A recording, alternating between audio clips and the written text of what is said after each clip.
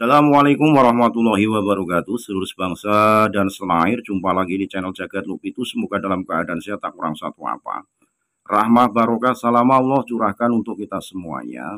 Ini ada mantan muhibin dari seorang muhibin yang luar biasa dipandang oleh masyarakat Nusantara sebagai sosok yang makrifat. Pengakuan seorang mantan muhibin ini sangat mengejutkan terkait dengan wali-wali yang ada di Indonesia, termasuk seseorang ini yang menyampaikan bahwa ada Habib Sepuh yang dinisbatkan sebagai wali kutub.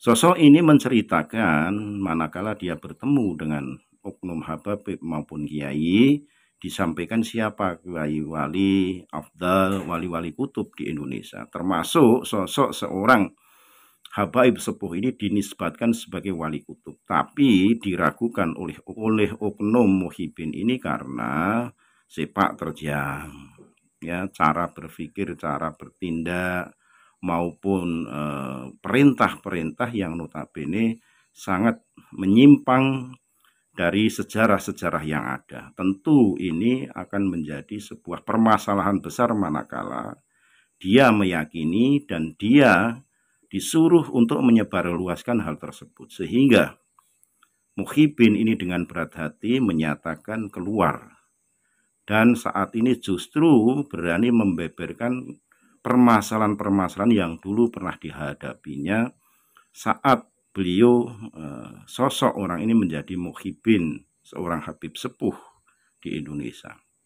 Maka sudah barang tentu banyak sekali orang-orang yang harusnya paham mana yang benar, mana yang salah, mana yang harus dianut dengan memberikan sebuah pemahaman sejarah-sejarah yang nyata adanya. Jangan sampai hanya mendengar doktrin sebelah fanatik karena sosok tertentu yang notabene dinisbatkan oleh orang-orang terdekat yang tidak didasarkan oleh manuskrip maupun sejarah-sejarah yang benar di bumi Nusantara ini.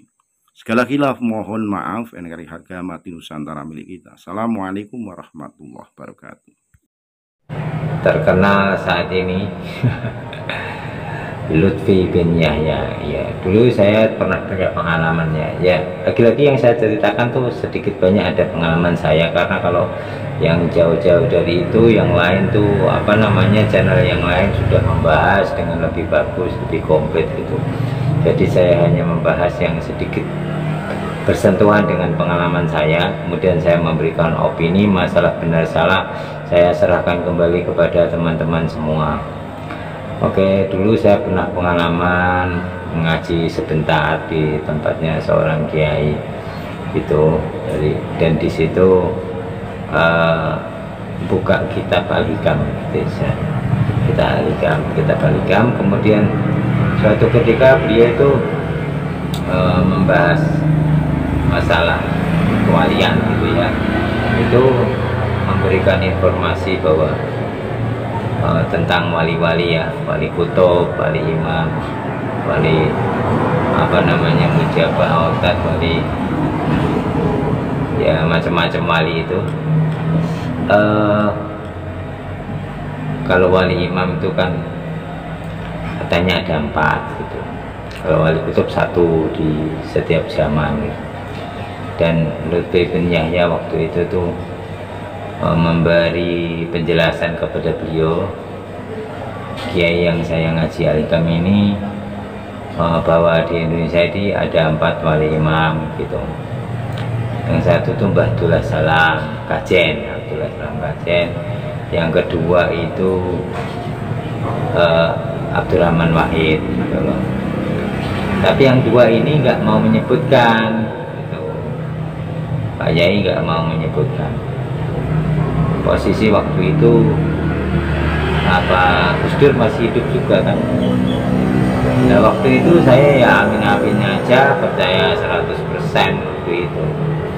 Tapi setelah adanya polemik nasab ini, dan juga setelah ketahuan banyak bohongnya dia itu tentang nasab, tentang makam, tentang sejarah NU, jadi dia mengklaim-klaim sepihak tanpa ada bukti gitu. Sementara kalau dari lingkungan NU sendiri kan sudah ada bukti manuskrip bahwa ada beberapa ulama yang mendirikan NU waktu itu dan ada stempelnya gitu. Itu kan tidak ada satupun nama Habib di situ, tapi si Habib Lutfi ini mengklaim bahwa abahnya dia Hasyim inilah yang memberi dorongan, memberi saran untuk berdirinya NU.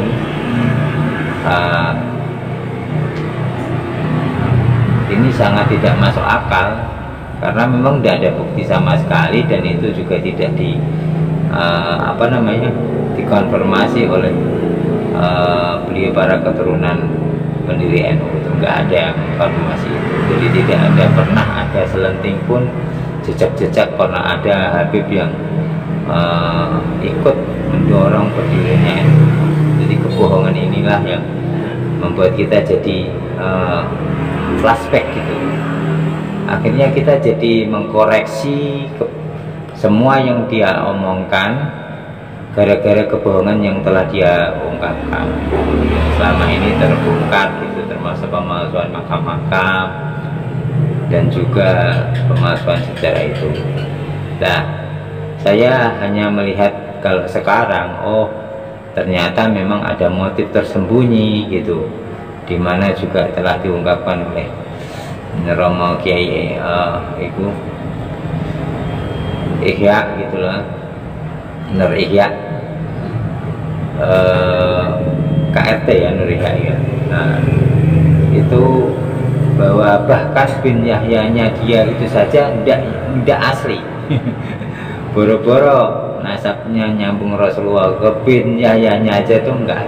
Jadi kayak dia itu milih-milih gitu. Jadi marganya nanti dijelaskan lagi sama Kiai Nabiha, nanti dikira itu secara lebih lengkap dikira nanti fitnah gitu. Tapi ada indikasi bahwa dia memilih Yahya karena Yahya itu sudah dipercaya itu jalur-jalur keperabuan dari bangsa Jawa gitu. Nah, itu sudah, walaupun itu kebohongan tapi sudah banyak dipercaya orang, jadi akhirnya dia nempel ke situ gitu. Ya, masalah ada wali imam 4 ini yang dia sebutkan ini, akhirnya sekarang pun saya berpikir, nah, tidak ada yang mengenal wali kecuali wali. La ya'riful wali dan wali. Nah, otomatis kalau dia bisa menunjuk si A, si B, si C, si D ini sebagai seorang wali, apalagi wali imam yang dia tunjuk, otomatis orang akan berpikir dia kewaliannya lebih tinggi dari itu.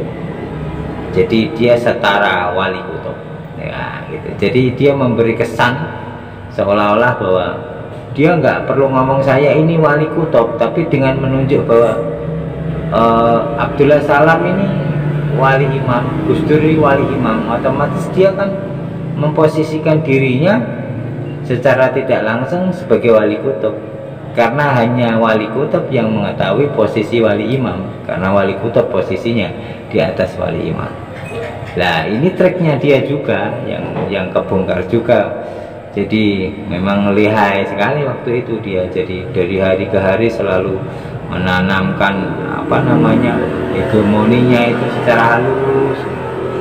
Nah, kita sendiri juga nggak waspada karena memang pada masa itu kita tidak menyelidiki atau mempelajari kitab-kitab nasab gitu.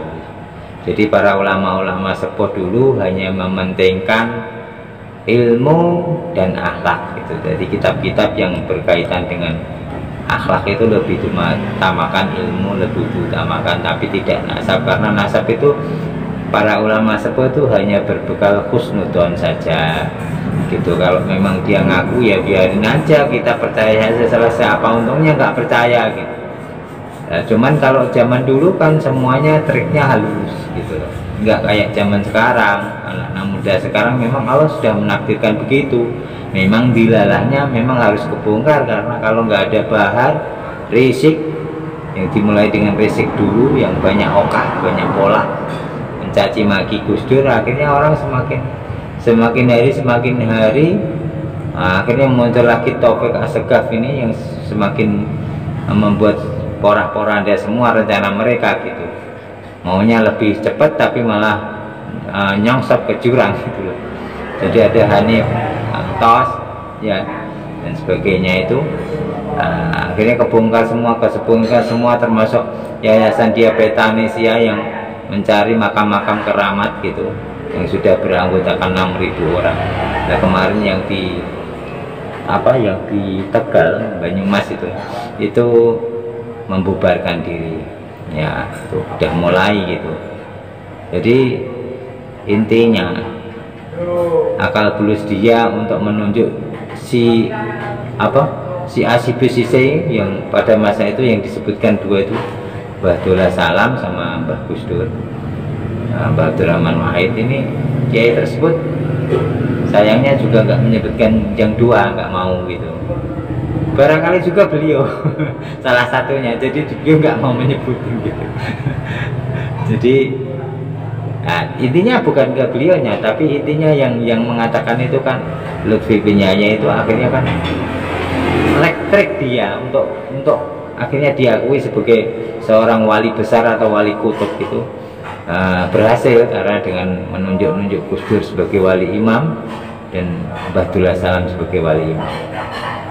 Ya gitu teman-teman. Jadi akhirnya kita tahu satu lagi, ini hal yang mungkin bukan ranah umum pada masuk itu kan ya. Jadi memang dia kan mempengaruhi orang itu pelan-pelan, pasti nggak langsung ke ranah publik gitu. Jadi dia merangkul orang satu persatu dengan trik yang sangat halus itu, meyakinkan orang bahwa seolah-olah ini rahasia, hanya kamu aja yang tak kasih tahu gitu kan gitu. Jadi ya, akhirnya dia berhasil meyakinkan satu orang, nanti satu orang lagi dia bilang saja ini rahasia, nanti bilang ke orang lain lagi ini rahasia loh, cuman kamu yang tahu. Akhirnya kan begitu banyak orang yang tahu, dia banyak pengaruhi banyak orang, tapi orang-orang tersebut karena ini dipesan rahasia mereka menyimpan. Tahu-tahu dia sudah banyak pengikut, diam-diam ya kan, tanpa ada yang mengcounter, soalnya ini sifatnya rahasia kan gitu kan. Pinter dia gitu loh. Jadi akhirnya dia menguasai Kiai A, Kiai B, Kiai C, Kiai D, semuanya terpengaruh dengan diam-diam, tidak ngomong ke publik, cuman tahunya dia sudah taklid aja kepada Lutfi bin Yahya. Pinter nggak itu? Pinter gitu. Jadi dia nggak ngomong ke publik, ngomongnya rahasia gitu. Nanti dia santri kiainya ke santrinya yang rahasia. Jadi kalau otomatis kan tidak bicara ke lain orang gitu. Nah gitu, jadi cakep kan gitu. Akhirnya pada waktu itu saya juga berpikir dia wali kutub, itu aja, dia wali kutub dan hanya kita yang tahu. Wah gitu kan. Nah, mungkin kan sampai guru saya pernah kok gitu ngomong, ya tidak mengatakan bahwa Habib Lutfi wali kutub, enggak, bilang kalau Habib Anis ini meninggal kayaknya nggak ada lagi yang lebih senior dari Habib Lutfi. Nah otomatis kan karena ada konvensi nih Habib Anis itu semacam wali kutub gitu, yang nggak tahu saya membacanya seperti itu jadi wali yang paling senior. Bahkan ketika Maulid Al-Habsyi di Solo itu yang datang itu seluruh dunia ulama-ulama top gitu. Jadi anggap saja beliau itu calon wali kutub. Ketika beliau meninggal itu posisi kan sudah tidak ada yang mengganti kecuali Lutfi yang paling senior lah, itu kata guru saya. Jadi guru saya pun terkena prank gitu. Oke teman-teman, sampai di sini sedikit, tapi moga-moga bermanfaat ya teman-teman.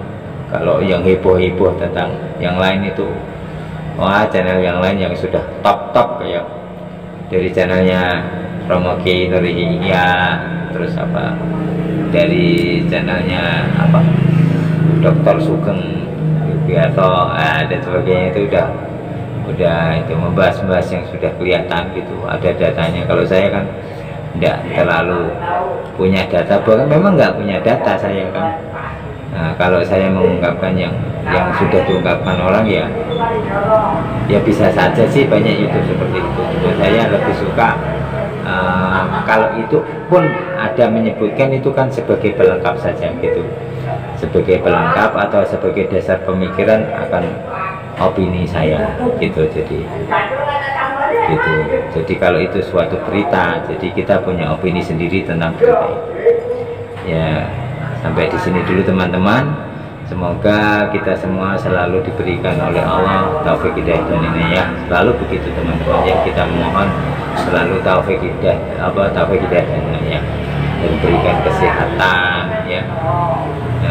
Mungkin lebih komplitnya lagi setelah sehat ya, rezekinya lancar. Dari Allah rezeki selalu lancar.